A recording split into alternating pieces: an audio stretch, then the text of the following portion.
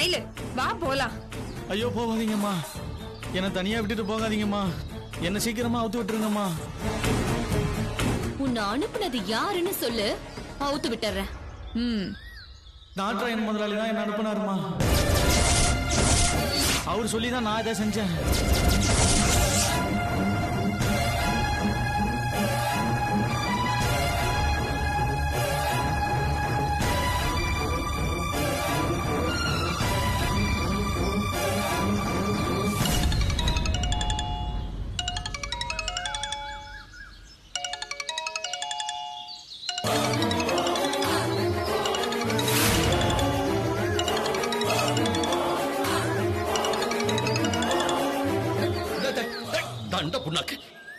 ஒரு வேலையை கொடுத்தா அத முடிச்சிட்டு வராம அங்க என்ன பண்ணிட்டு இருக்கேன்.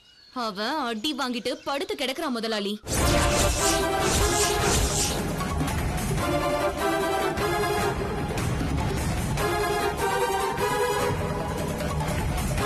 மயில் என்ன முதலாளி பேச்சையே காணும்? உங்க ஆளு போன்ல நான் பேசுவேன்னு நீங்க எதிர்பார்க்கல. அப்புறம் எதுக்கு அவன் நம்பருக்கு நீங்க கூப்பிட்டீங்க? இந்த நம்பர்ல இருந்து எனக்கு போன் வந்துச்சு, அதான் திரும்ப கூப்பிட்டேன். மழுப்பாதீங்க முதலாளி, உங்க ஆளு எல்லா விஷயத்தையும் என்கிட்ட சொல்லிட்டான். அவன் என் ஆள் இல்லைன்னு சொல்லிட்டு இருக்க. என்ன நம்ப மாட்டியா நீ? சந்தேகப்பட்டு பேசுற. சரிங்க முதலாளி, நீங்க எதையும் ஒத்துக்க தயாரா இல்லன்னு தெரியுது. நான் இவனை கூட்டிட்டு போய் போலீஸ் ஸ்டேஷன்ல ஒப்படைச்சிடுறேன்.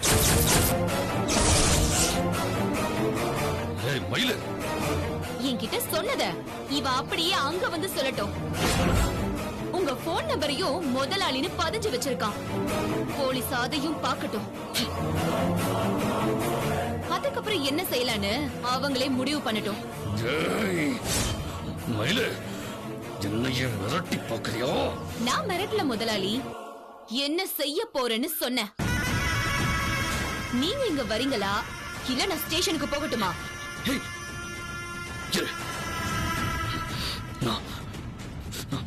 நானே வரேன்.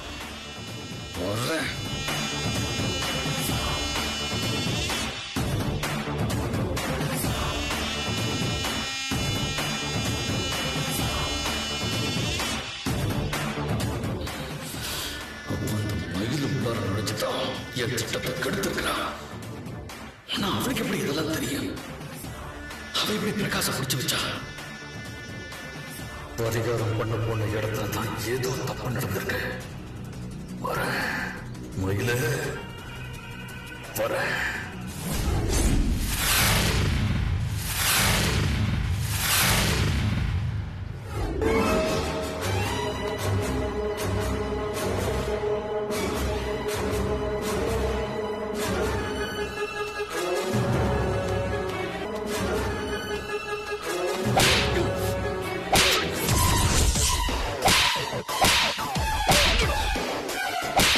முதலாளி, இப்ப எதுக்கு நீங்க உங்க ஆளையே அடிக்கிறீங்க?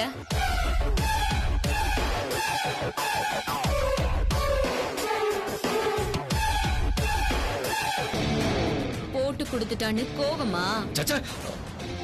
தேவையில்லாம என் பேரை எடுத்து விட்டுருக்கிறான். அப்படின்னா உங்களுக்கும் இவன் இங்க வந்ததுக்கும் சம்பந்தம் இல்லன்னு சொல்றீங்களா? இல்லவே இல்ல. இவன் எதுக்காக இங்க வந்தானே எனக்கு தெரியாது. நடிக்காதீங்க முதலாளி. முதல்ல இருந்தே எங்க அக்கா உங்க மகனை கட்டிக்கிறது உங்களுக்கு பிடிக்கல. ஜீவா சார் சொன்னதுனாலதான் நீங்க வேற வழி இல்லாம இதுக்கு ஒத்துக்கிட்டீங்க. ஆனா ஏதாவது செஞ்சு இந்த கல்யாணத்தை நிறுத்துறதுதான் உங்க நோக்கம். அதனாலதான் ஜோசியர் மூலமா கல்யாணத்தையும் தள்ளி போட வச்சீங்க. அக்காவை கொன்னுட்டா இந்த பிரச்சனை மொத்தமா முடிஞ்சிடும்னு இப்ப அதுக்கும் நீங்க துணிஞ்சிட்டீங்க. என் அக்காவை கொல்றதுக்காக நீங்க அனுப்பின ஆளுதான் இவன்.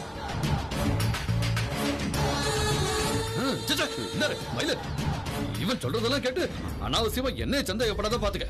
எனக்கு சந்தேகமே இல்ல முதலாளி. இவன் என்கிட்ட மாட்டலனா கூட இந்த ஏற்பாடு செஞ்சது நீங்க தானே எனக்கு நல்லாவே தெரியும்.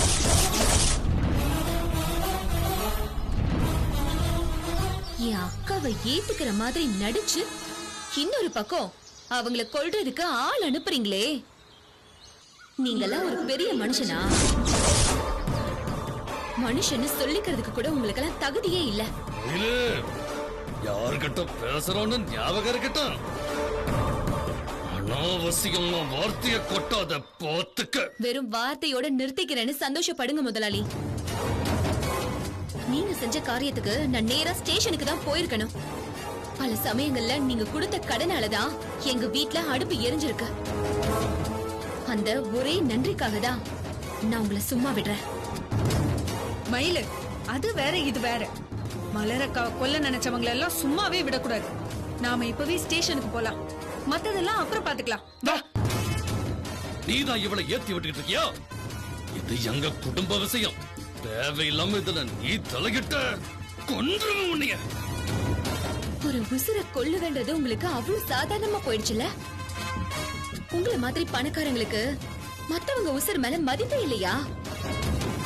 உங்களுக்கு பிடிக்கலனா உடனே கொன்னுடுவீங்களா? என்ன குருற புத்தி முதலாளி இதெல்லாம். உங்களுக்கு இந்த கல்யாணத்துல இஷ்டம் இல்லனா அதே முடிவுல உறுதியா நில்லுங்க. ஜீவா சார் கிட்ட இதை எடுத்து சொல்லி நேரா சண்டை போடுங்க. அதை விட்டுட்டு இப்படி ரெட்ட வேஷம் போடுறதும் ஒரு உசுரையே கொல்லணும்னு நினைக்கிறதும் கோழைதான் நேரா மோத தைரியம் இல்லாம முதுகுல குத்துவான். நீங்களும் இவ்ளோ கோழையா இருப்பீங்கன்னு நான் எதிர்பார்க்கல முதலாளி. கத்தாதீங்க முதலாளி. கோவப்படுறதுக்கும் ஒரு தகுதி வேணும். மத்தவங்கள உங்களை நம்பினாலும் எனக்கு உங்க மேல சந்தேகம் இருந்துகிட்டே இருந்துச்சு. அக்காவும் நேத்து ஏதோ கெட்ட கனவு கண்டாங்க. ஏதோ ஒரு தப்பு நடக்க போகுதுன்னு அப்பவே என் மனசுக்கு பட்டுடுச்சு. அதனால்தான் அக்கா பின்னாலேயே நான் வந்தேன். கடைசியில நான் சந்தேகப்பட்டது சரியா போச்சு. நல்லவர் மாதிரி நடிச்சுக்கிட்டு எங்களை நம்ப வச்சு கழுத்தை அறுக்கிறது தான் உங்க திட்டம். உங்க சுயரூபம் தெரிஞ்சதுக்கு அப்புறமும் என்னால பொறுமையா இருக்க முடியாது. என் அக்கா நல்லா இருக்கணும், என் குடும்பம் நல்லா இருக்கணும்னு தான் ஜீவா சரின்னு சுத்தி சுத்தி வந்தப்ப அவர் விட்டு நான் விலகி விலகி போனேன். அப்படி நடந்துகிட்டா என் அக்கா ஆசைப்படுற வாழ்க்கைய அமைச்சு கொடுக்கறேன்னு நீங்க கொடுத்த வாக்குக்கு தானே நான் அப்படி செஞ்சேன். நீங்க வாக்கு கொடுத்தபடி நடந்துக்கலையே. எப்ப உங்க வேஷம் கலைஞ்சிடுச்சோ அப்பவே நான் முடிவு பண்ணிட்டேன். இனிமேலும் நான் அமைதியா இருக்க போறதில்ல. நீங்க சொன்ன வார்த்தையை காப்பாத்தலன்னா நான் மட்டும் ஏன் காப்பாத்தணும்? இப்பவே ஜீவா சாரோட அப்பாவை பார்த்து ஜீவா சார் உசுர காப்பாத்தினது மது இல்ல நான் தான்னு சொல்ல போறேன். மயிலு, நீ ஸ்டேஷனுக்குலாம் போகாத, இரு பேசிக்கலாம். மது, என்ன நீ நீ நீ என்னமா இங்க? நீங்க டென்ஷனா பேசிட்டு இருந்ததை நான் பார்த்தேன்பா. ஏதோ பிரச்சனைன்னு புரிஞ்சுதான் உங்க பின்னாடியே வந்தேன். ஆனா பெத்த மகளுக்கு நீங்க இப்படி துரோகம் செய்வீங்கன்னு நான் நினைச்சு கூட பாக்கலப்பா. இல்ல இல்லம்மா, பேசாதீங்கப்பா. எப்பவும் உங்க சந்தோஷம், உங்க நல்லதை மட்டும் தான் யோசிப்பீங்களா? என் வாழ்க்கைய பத்தி உங்களுக்கு எந்த கவலையுமே இல்லையா? உங்க சுயநலத்துக்காக ஏன் சந்தோஷத்தை பலி கொடுக்க எப்படிப்பா உங்களுக்கு மனசு வந்தது? இல்ல கண்ணு, நீ என்ன ரொம்ப தப்பா புரிஞ்சுக்கிட்ட கண்ணு. நீ நல்லா இருக்கணுங்கிறதுக்காக தான் நான் இதையெல்லாம் செஞ்சேன். போய் சொல்லாதீங்கப்பா.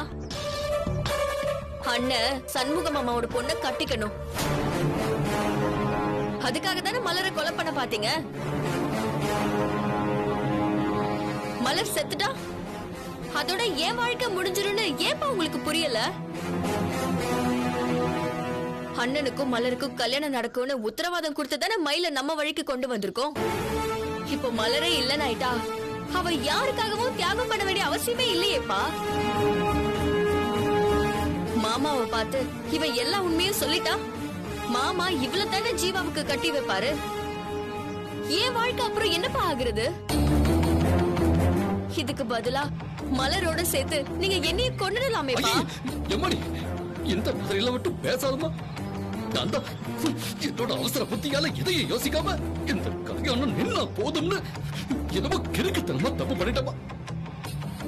என்ன மன்னிச்சிரு, என்ன மன்னிச்சிரு, மன்னிச்சிரு. எனக்கு மன்னிப்பெல்லாம் வேண்டாப்பா. இனிமே இந்த மாதிரி எதுவும் செய்ய மாட்டேன்னு எனக்கு உத்தரவாதம் கொடுங்க. மலருக்கும் கோபிக்கும் கல்யாணம் நடக்கும்னு நீங்க எனக்கு வாக்கு கொடுக்கணும். என்னப்பா யோசிக்கிறீங்க? நான் சொன்ன மாதிரி சத்தியம் செய்யுங்க.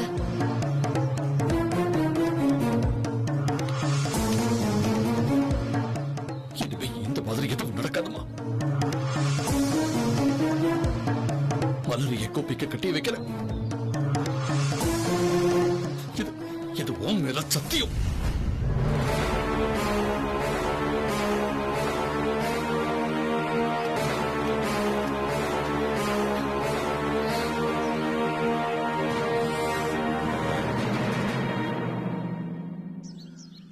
அப்பா சொன்னதை கேட்டல மயிலு.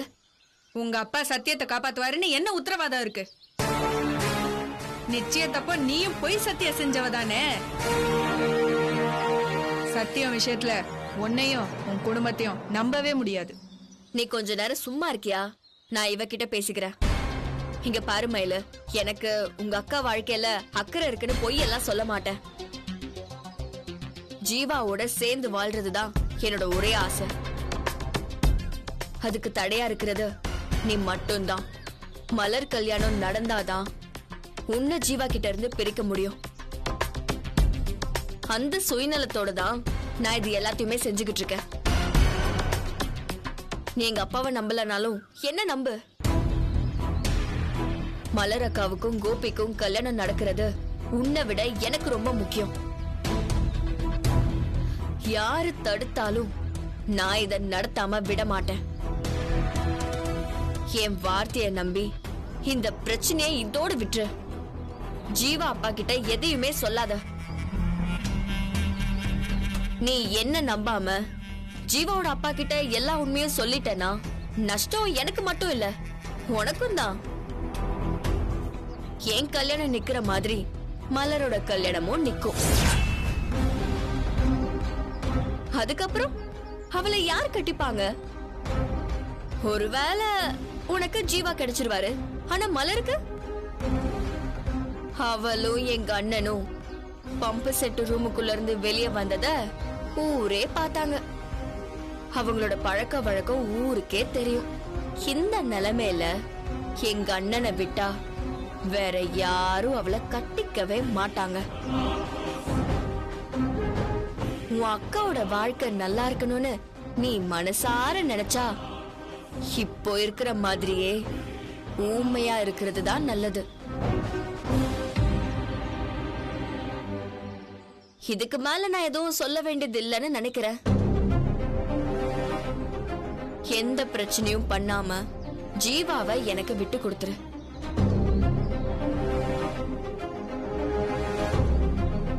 உங்க அக்கா மகாராணி மாதிரி வாழ்றதுக்கு நான் உனக்கு உத்தரவாதம் கொடுக்கறேன்.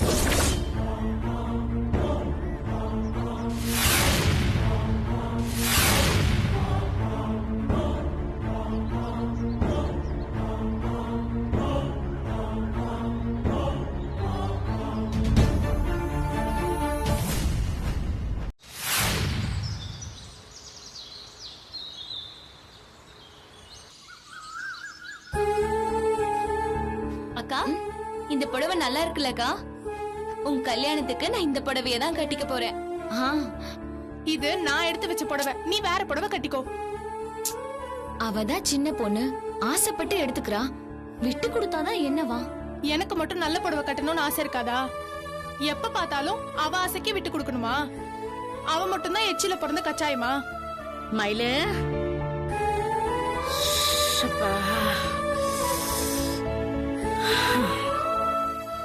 அம்மா, இந்த தண்ணி குடி.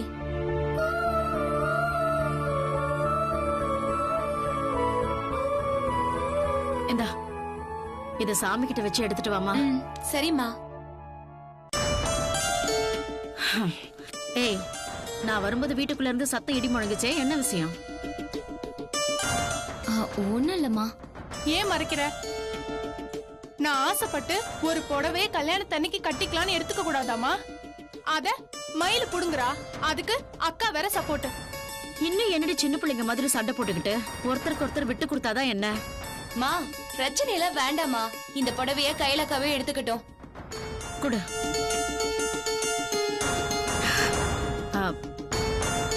மலரு, இந்தாமா. செயின், தோடு, வளையல் எல்லாம் போட்டுக்க. மா இருக்கிற கஷ்டத்துல இதெல்லாம் எதுக்குமா?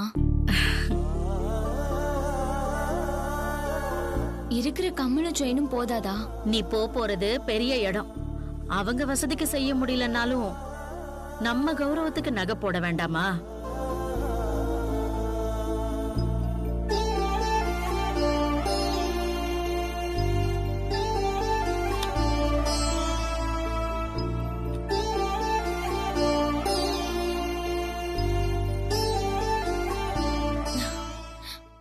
இந்த டிசைன் சூப்பரா இருக்குமா?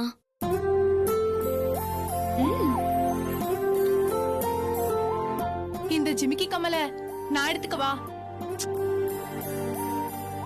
என்னடி, கல்யாண பொண்ணு அவ. போற இடத்துல இதையெல்லாம் போட்டுட்டு போனதான் அவளுக்கு மரியாதை. உன் கல்யாணத்துக்கும் கணக்கு பண்ணி சீட்டு போட்டு வச்சிருக்கிறேன். அந்த சமயத்துல எடுத்து வாங்கிக்கலாம் கயல். அத மலர்கிட்டயே கொடுத்துரு. இந்தாக்கா, நீயே வச்சுக்கோ. குடி. இந்த வீட்ல ஒரு புடவை, ஒரு நகை எனக்கு பிடிச்ச மாதிரி எடுத்து போட்டுக்க உரிமை இருக்கா? இவங்கள மட்டும்தான் நீ பெத்தியா? என்ன தவுட்டுக்கு வாங்கிட்டு வந்தியாமா? ஏய், என்னடி இப்படி எல்லாம் பேசிட்டு இருக்கா? இந்தா நீயே போட்டுக்கோ. எனக்கு ஒண்ணும் வேணாம், போ. நீ கவலைப்படாத கையிலக்கா, நான் இருக்கேன்ல. ஐபிஎஸ் ஆனதும் சம்பளம் வாங்கி உனக்கு பிடிச்ச டிசைன்ல நிறைய நகை எடுத்து தரேன். நீ விரும்புற மாதிரி பெரிய இடத்துல உன்னை நான் கல்யாணம் பண்ணி கொடுப்பேன். ஆமா, நீ எல்லாம் ஐபிஎஸ்ஸே ஆக மாட்ட.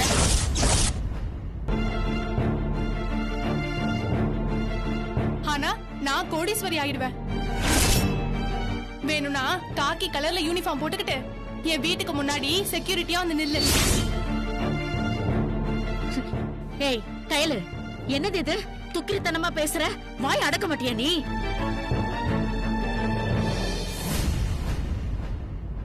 மலரு, நீ போய் நகையெல்லாம் போட்டுட்டு வாமா. ம்.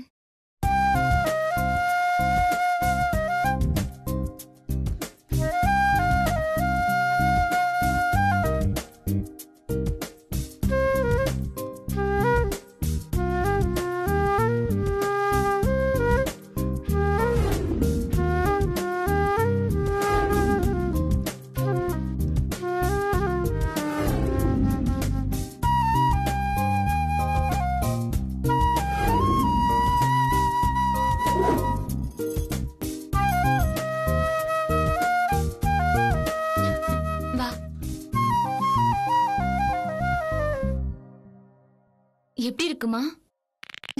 நல்லா இருக்க மலரு. சேலத்து நகை கடையில இருக்கிற பொம்மை மாதிரியே இருக்க.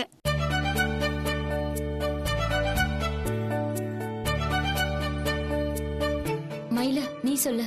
நான் தான் அப்பவே சொன்னலக்கா, சூப்பரா இருக்குக்கா. அம்சமா உனக்குனே செஞ்ச மாதிரி பொருத்தமா இருக்கு. இதெல்லாம் நீ போட்டுக்கிட்டே இரு. நீ வீட்டை விட்டு போற வரைக்கும் நாங்கெல்லாம் கண் குளிர பாத்துக்கிட்டே இருக்கோம். ஆமா, இதெல்லாம் நல்லாவா இருக்கு? எல்லாமே பழைய டிசைன். என்ன கூட்டிட்டு போயிருந்தா நல்ல நல்ல டிசைனா நான் செலக்ட் பண்ணிருப்பேன். நல்லா இருக்கான்னு இப்ப உன்கிட்ட யாராவது கேட்டாங்களா? சும்மா இரு. சின்னம்மா கிட்ட கட்டின சீட்டு பணத்துக்கு மேல ஆயிருக்கும் போல இருக்குமா? மேற்கொண்டு பணத்துக்கு என்ன பண்ண? உன் படிப்பு செலவுக்குன்னு ஆனந்த் கிட்ட ஒரு சீட்டு போட்டிருந்தல்லம்மா, அதையும் எடுக்க சொல்லிட்டேன். பாதி பணத்தை முன்பணமா வாங்கி அதையும் சேர்த்துதான் நகையா வாங்கிட்டு வந்திருக்கேம்மா. இவ படிப்பு செலவுக்கு இருந்த காசுல எனக்கு நகை வாங்கணுமாமா? இனி என் படிப்புக்கெல்லாம் 5 பைசா செலவு கிடையாது. அதுக்கெல்லாம் நல்ல காலம் பிறந்துருச்சு. நீ என்ன சொல்ற மயிலு? நான் சேலத்துக்கு கோச்சிங் செலக்ஷன் பரீட்சை எழுத போயிருந்தேன்ல, அதுல பாஸ் ஆயிட்டமா.